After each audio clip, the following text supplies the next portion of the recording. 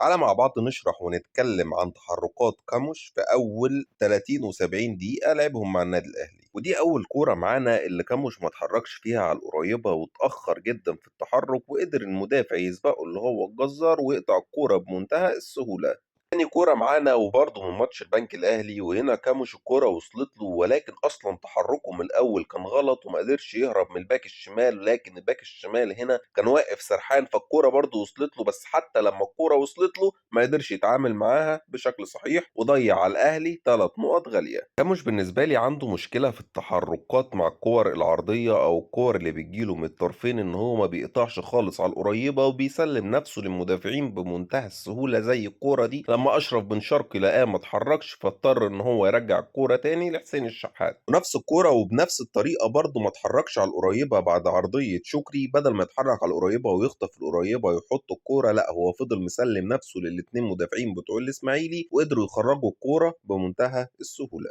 إن هو كاموش كده مش مميز في أي حاجة، لأ تعالَ أقول لك كاموش مميز في التحرُّكات في الcounter attack أو في الكور السريعة اللي بتبقى جاية من قلب الملعب، اللي هو بيتحرّك فيها زي الكورة دي كده، مش الكور الجانبية واللي على الأطراف خالص. يعني شوف هنا معايا إزاي قدر يطلب الكورة ويقدر كمان يوصل لها بطريقة مميزة، ولكن للأسف الfinish ما كانش أفضل حاجة. زي الكورة دي برضه في ماتش البنك الأهلي اتحرّك بشكل مميز جدًا، جدًا، جدًا، ولكن للأسف برضه الباص هنا بتاع تريزيجيه اللي ما كانش مضبوط، ولو كان الباص بتاع تريزيجيه مضبوط كان هيروح حرفيًا انفراد، سواء يلعب بقى لمروان عثمان أو كمان يقدر يفنش في الجول.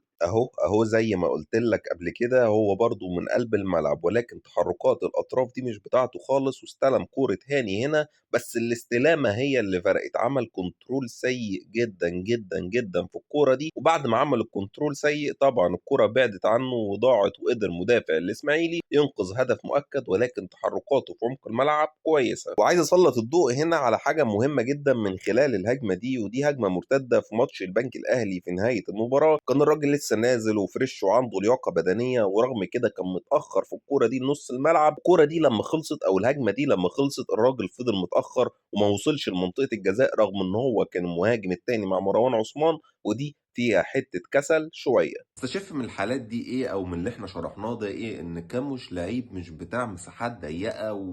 وحاجات فيها عصر زي الفرق اللي الأهلي بيلعبها والفرق اللي بتلعب دفاع منطقة وبتفضل تخنق الملعب وكده. الراجل ده عايز مساحات زي ما إحنا شُفنا لمّا بيتحرّك في المساحات بيتحرّك بذكاء، إنّما في المساحات الضيّقة جوّه ال18 تحرُّكاته لسه مش أفضل حاجة. هل ده حُكم نهائي على كاموش خلاص؟ لأ طبعًا مش حُكم نهائي، ولكن دي حاجة استشفيناها من المباريتين اللي لعبهم أو ال90 دقيقة، 30 في ماتش البنك الأهلي و70 دقيقة في ماتش الإسماعيلي. هل تفتكر تجربة كاموش دي هتنجح مع النادي الأهلي والّا هيبقى إعارة ونهايتها مع السلامة باي باي، والّا الأهلي هيشتري عقده؟ أتمنى طبعًا للاعب النجاح، وأتمنى إنه يقدر يتطور أكتر مع النادي الأهلي ويقدم مستويات طيبة.